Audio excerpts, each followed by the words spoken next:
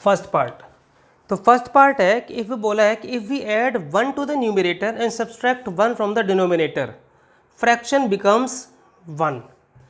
तो इसका क्या मतलब है, ऐसे सम हमने पहले भी किए हुए हैं कि हम फ्रैक्शन मान लेते हैं, let fraction equals to x upon y. अब according to question case first, उसमें क्या बोला है, if we add 1 to the numerator, आप उतना ही करो, न्यूमरेटर में आपने 1 ऐड किया, ये न्यूमरेटर ये denominator, and subtract 1 from the denominator, तो फ्रैक्शन 1 हो जाता है। अब इसके नीचे और एक 1 लगाओ आप, और आप क्रॉस मल्टीप्लाई करो, तो क्या बनेगा, x plus 1 equals to y minus 1। Y यहाँ ले आओ आप, माइनस में हो जाएगा, ये -1 पहले से ही वहाँ है, ये माइनस का ही रहेगा, ये 1 उधर जाके और माइनस का हो जाएगा, तो x माइनस वाई बिकम्स -2। ठीक है, तो ये आप करें, पहला पार्ट हुआ। सेकंड पार्ट इसका, उसमें बोला है इट बिकम्स 1/2, बिकम्स 1/2, लेकिन कब 1/2 होगा वो fraction, if we only add 1 to the denominator, यानी इस बार हम न्यूमिनेटर में कुछ नहीं कर रहे, if we only add 1 to the denominator, और हमेशा इसी में करना है, जो भी करना है ध्यान रखना। फिर से क्रॉस मल्टीप्लाई कर दीजिए, 2x equals to Y plus 1 या 2x minus Y equals to 1। अब आप इन दोनों को सॉल्व कर लें, x और y की वैल्यू मिल जाएगी आपको इजीली। तो ये हुआ आपका पहला सम। ठीक है, सेकंड पार्ट है, 5 years ago Noori was thrice as old as Sonu.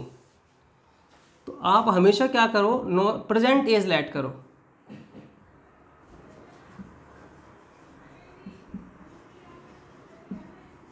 Late the present age of Noori x years, present age of Sonu y years। अब उसके बाद बोला 5 years ago, अगर आप 5 साल पहले की बात करो तो नूरी की एज कितनी होगी, फिर अगो मतलब होता है पहले, तो 5 साल कम कर देंगे हम उसमें से, तो x माइनस 5 ईयर्स। सोनू की एज कितनी होगी, y माइनस 5 ईयर्स। ठीक है, अब उसमें बोला है कि Noori was thrice as old as Sonu, Noori Sonu के मुकाबले 3 गुना था, 3 गुनी थी सॉरी, तो Noori was thrice as old as Sonu. तो नूरी कितनी है, x माइनस 5, 3 इंटू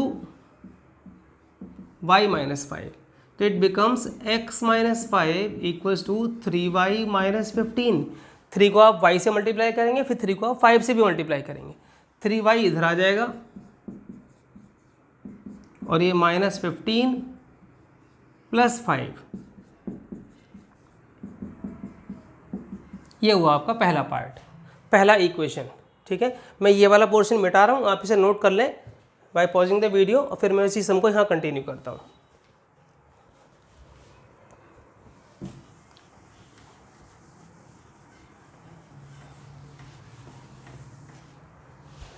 ठीक है, उसके बाद बोला है 10 years लेटर,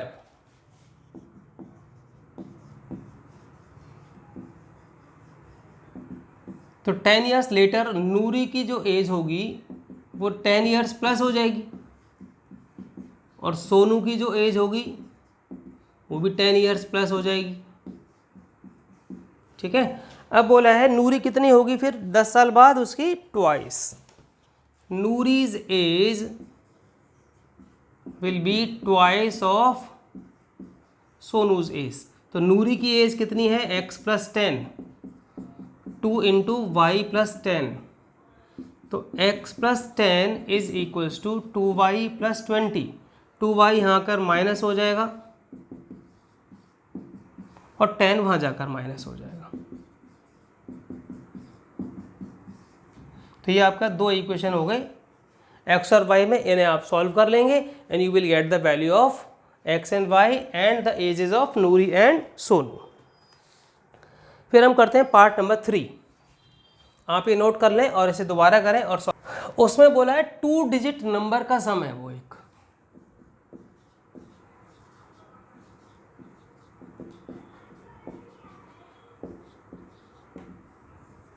ठीक है। 2 डिजिट नंबर्स कौन से होते हैं, जैसे 10, 11, 12, 13, 20, 25, 99 लास्ट 2 डिजिट नंबर।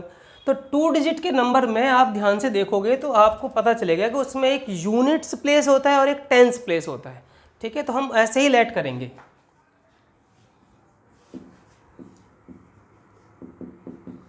कि let units place is x, tens place is y। तो जब आप नंबर बनाते हैं तो नंबर कैसे बनता है, देखिए अगर आपसे मैं कहूँ कि जो यूनिट का प्लेस है वो 3 है और टेंस का प्लेस है वो 4 है, तो आप फटाफट से बोल दोगे 43 नंबर हो गया, ये टेंस की जगह पर आ गया, यूनिट की जगह पर आ गया। लेकिन क्या अगर हम x और y रखना हो तब भी ऐसे ही रख सकते हैं क्या, yx नहीं, 43 का मतलब 4 इंटू 3 नहीं होता, 43 का मतलब 43 ही है वो नंबर, बट yx का मतलब y इंटू एक्स होता है। तो अब हम y और x का इस्तेमाल करके नंबर कैसे बनाएं, ये वाला देख रहे हो, ये तो अगर आपके पास कहीं भी ऐसा लिखा हुआ मिल रहा है मतलब वो 43 है, ठीक है, 4 इंटू 3 नहीं है ये, और लेकिन अगर ऐसा रखा हुआ मिल जाए तो वो y इंटू एक्स है। तो हम क्या करें, इसको कैसे इस्तेमाल करें कि हम ऐसा नंबर बना सकें। तो आप इस ध्यान से देखो कि जो 43 है एक्चुअल में वो जो 4 है जो टेंस वाले प्लेस पर है उसमें 10 से मल्टीप्लाई हो रहा है और 3 वाला उसमें प्लस हो रहा है, तब ये 43 बन रहा है। वही सेम काम हमें यहाँ करना पड़ेगा कि अगर मुझे इन डिजिट्स का इस्तेमाल करके अगर मुझे नंबर बनाना है तो मुझे टेंस वाले प्लेस में 10 से मल्टीप्लाई करना पड़ेगा और यूनिट वाले को उसमें प्लस करना पड़ेगा, तब आपको नंबर मिलेगा। तो number will B 10y plus x। ठीक है, अब आप इसको रिवर्स करके भी बना लीजिए,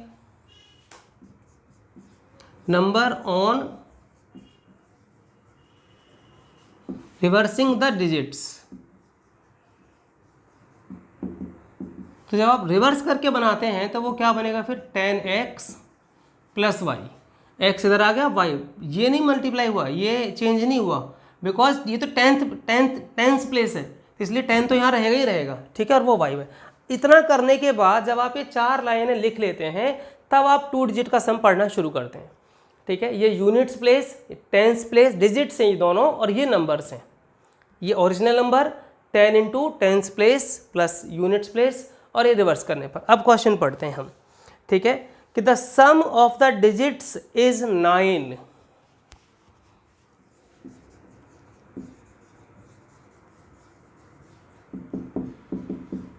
इज 9, डिजिट्स का सम 9 है, तो डिजिट्स तो ये दोनों थी, यानी कि इसका मतलब x plus y equals to 9, ये हुआ आपका पहला।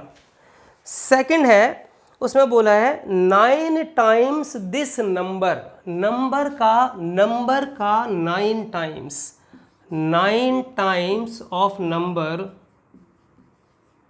Is equals to twice of the number which we have got on reversing the digits. Original number का 9 टाइम्स डिजिट्स को रिवर्स करके जो नंबर बना है उसके ट्वाइस के बराबर है। नंबर का 9 टाइम्स, ट्वाइस मतलब 2 से मल्टीप्लाई, लेकिन किसका ट्वाइस, जो रिवर्स करके आया है नंबर उसका ट्वाइस। ठीक है, तो 9 into 10y plus x equals to twice into 10x plus y. अब आप इसे आसानी से सॉल्व कर सकते हैं, 9 से मल्टीप्लाई करेंगे तो ये क्या बनेगा 90y माइनस प्लस 9x, इधर से मल्टीप्लाई करेंगे तो क्या बनेगा 20x, ठीक है, प्लस 2y। सबको इस तरफ ले आओ आप, 90y minus 2y plus 9x minus 20x equals to, यहाँ कुछ नहीं बचा तो 0, 90y माइनस 2y 88y, और ये माइनस 11x इक्वल्स टू 0। इसमें डिवाइड कर दो बाई 11। डिवाइड इसलिए कर रहे हैं बिकॉज डिवाइड हो सकता है इसमें, इसलिए अगर नहीं हो पाता तो नहीं करते, छोटा हो जाएगा उससे। तो ये बनेगा आपका 8y प्लस एक्स, 11 8 जा 11 बन जा equals to 0। This is equation number 2। अब मैं इन दोनों को सॉल्व कर लूँगा, एक इक्वेशन ये रहा और एक ये रहा। ठीक है, इसको भी मैं यहीं लिख लेता हूँ, और हाँ सॉरी ये माइनस का x, ये था x plus y equals to 9।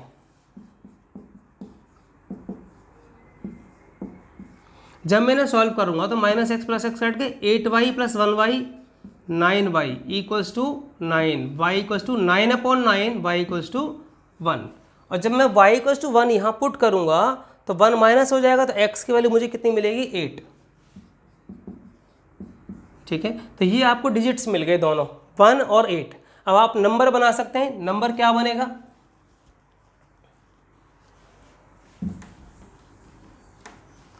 Number will be equals to, number था 10y प्लस x, यानी कि 10 इंटू 1 प्लस 8, दैट मीन्स 18। तो ये आपका आंसर हुआ फाइनल। तो ये ध्यान रखिए, ये वाले सम को बहुत अच्छे ढंग से समझ लो, और इस तरह के कुछ और सम्स मैं आपको प्रैक्टिस के लिए दूंगा, वो उन्हें जरूर करना। Meena went to a bank to withdraw ₹2000। Meena एक बैंक में जा रही है और उसने 2000 रुपये विदड्रॉ करने हैं। उसने कैशियर से कहा कि 2000 रुपये में जो नोट आप मुझे दोगे वो सिर्फ 100 और 50 के होने चाहिए। ठीक है, 100 के और 50 के नोट्स मुझे दे दो। कैशियर ने उसको टोटल 25 नोट्स दिए। तो बताइए उस 25 नोट्स में कितने 100 रुपये के नोट थे और कितने 50 रुपये के नोट थे, ताकि टोटल रुपये 2000 हो जाएं। बड़ा इंटरेस्टिंग क्वेश्चन है। तो मैं आपको आंसर बताऊं, टोटल रुपये आपको कितने चाहिए 2000। ठीक है, 100 रुपये के कितने नोट होने चाहिए, 100 रुपये के मान लीजिए आपने लिए 15 नोट। ठीक है, और 50 रुपये के नोट लिए आपने 10। तो ज़रा देखो, नोटों की क्वांटिटी 25 हो गई, 15 नोट ये थे और 10 नोट ये हैं, टोटल नोट कितने हो गए 25। और रुपए कितने हो गए 1500 ये और 500 ये, टोटल रुपए कितने हो गए 2000। तो आंसर तो आपको मिल गया कि 100 रुपये के नोट कितने हैं 15 और 50 रुपये के नोट कितने हैं 10। अब इसे सॉल्व कैसे करेंगे, इक्वेशंस में कैसे कन्वर्ट करेंगे, जरा देखो। Let 100 rupees notes are x, 50 rupees notes are y, total number of notes they are x plus y, और टोटल नंबर ऑफ नोट्स कितने थे 25। तो ये हो गया आपका पहला equation. Total money, total rupees कितने हैं 2000।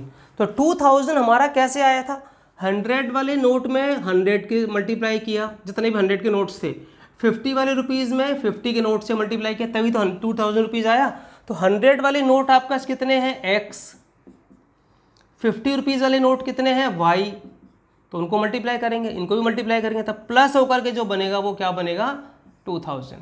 ठीक है, और मैंने अभी आपको एक इक्वेशन में डिवाइड करके दिखाया था, इसमें भी आपको दिख रहा है कि 50 से डिवाइड हो जाएगा, तो इसमें भी आप 50 से डिवाइड कर दीजिए। तो यहाँ हो जाएगा 2x, यहाँ हो जाएगा 1y और यहाँ हो जाएगा 40। अब आपका ये दो इक्वेशंस हो गए, आप इन्हें आसानी से सॉल्व कर दें और 15 और 10 आपके पास आंसर आ जाएगा। ठीक है, नेक्स्ट सम बचा फोर्थ पार्ट इसका, आप ये नोट कर लें पहले। ठीक है, फिर मैं आपको फोर्थ पार्ट कराता हूँ।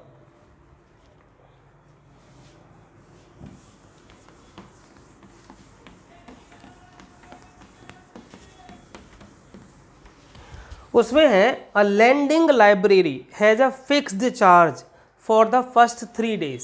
मैं पूरा क्वेश्चन नहीं पढ़ रहा हूँ, ठीक है, मैं सिर्फ इतना आपको समझा रहा हूँ कि क्वेश्चन में है क्या। मैं ऐसे ही बताता हूँ ओरली कि कोई लैंडिंग लाइब्रेरी है जिसके पहले 3 दिनों का चार्ज फिक्स है, यानी कि लाइब्रेरी से अगर आप कोई बुक इश्यू कराते हैं तो पहले 3 दिनों में आपको फिक्स किराया देना पड़ेगा, चाहे आप 1 दिन में वापस कर दो बुक, या 2 दिन में या 3 दिन में, आपका फिक्स रेंट है। उसके बाद अगर आप एक्स्ट्रा रखते हैं तो पर डे के आपको अलग से चार्ज देना पड़ेगा। ठीक है, अब किसी ने 7 days बुक रखी और उसको 27 रुपीज़ पे करने पड़े, 7 days का टोटल उसको पे करना पड़ा कितना 27 रुपीज़।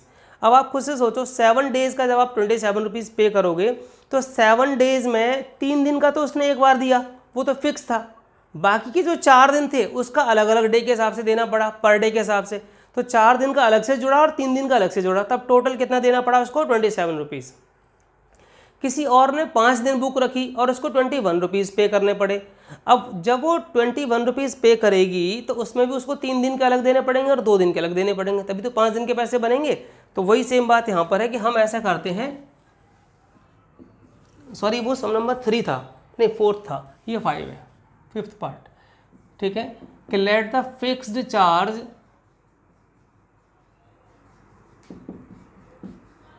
x रुपीज़ आप ऐसे भी बना सकते हैं, अब तो साइन है, ठीक है, और charge per day after 3 days that is y rupees, ठीक है। अब देखो टोटल चार्ज फॉर 7 days कितना है,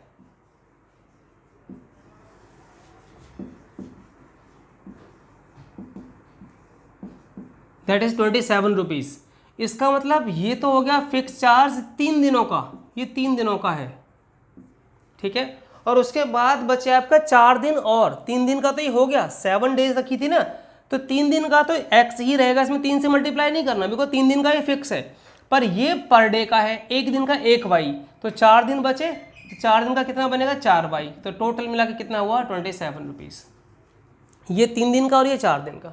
फिर किसी ने 5 दिन बुक रखी, ठीक है, अब 5 days जब वो बुक रखेगा तो 3 दिन का तो ये वाला किराया हो गया, अब 2 दिन और बचे, 2 दिन का कितना लगेगा 2y, तो टोटल कितना हुआ 21 रुपीज़, ठीक है। ये 2 इक्वेशन बन गए, आप इन्हें सॉल्व कर लें easily by the method of elimination और substitution, whatever method you choose, मैंने दोनों मेथड दोनों वीडियोज़ में समझाए हुए हैं, ठीक है, और इन्हें कंप्लीट करें, ठीक है। And thank you for watching this video, and if you like the videos please subscribe the channel and share the videos.